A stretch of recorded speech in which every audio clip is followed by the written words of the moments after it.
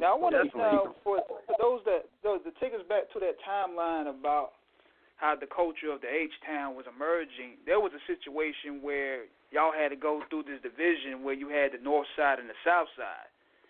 Yeah. And you care to discuss like the serious origins behind that? Yeah. I don't mind talking about that because that number one, that's squashed. Because I got Slim Thug on my record. Slim Thug and ESG made a record together, whatever. And what was going on at the time, I know there's going to be some that agree, there's going to be some that disagree.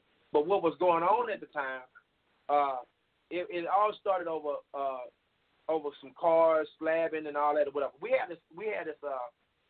A lot of that started. It was a club called Karen. It is a club called Karen. Somebody would. That club is still rocking. It's been rocking for the last 20 something odd years. Mm-hmm. The club has been rocking, and the club has been rocking for 20 years. And what was happening was a lot of people would drive their cars from the south up there. A lot of people from the north side were there because it's centrally located on one of the freeways called 610. So you can easily get there from the north side. You can easily get there from the south side. Right there is, right. I mean, so it's like it's so centrally located. That's why it's lasted all these years, is because you can easily get to it from any side of town. Okay, well, with it being like that, you had this mixture of north side and south side people in there at all times.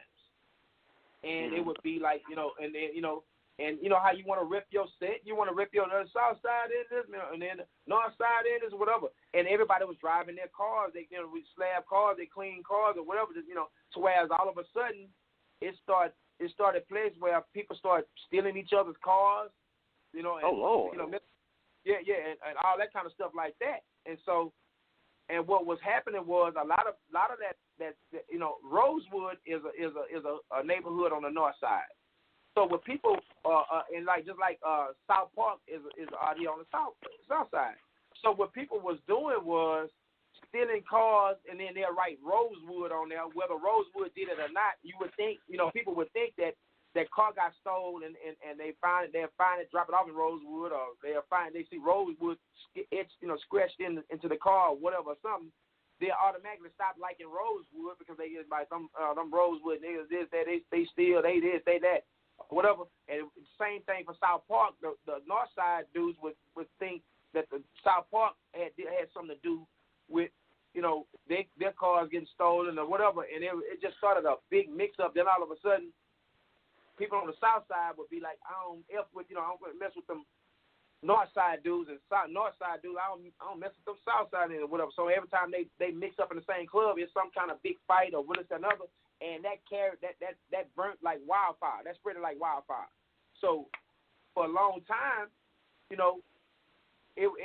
that became the norm. I don't go out there on that north, and north people, I don't rock out there on that south. You know what I'm saying, or whatever. So it was just crazy. It was even crazy to where Screw was out here. Then you had Michael Watts on that north, and so it was like, it was even flexed with the music. You know what I'm saying? It was just a big, thing or whatever.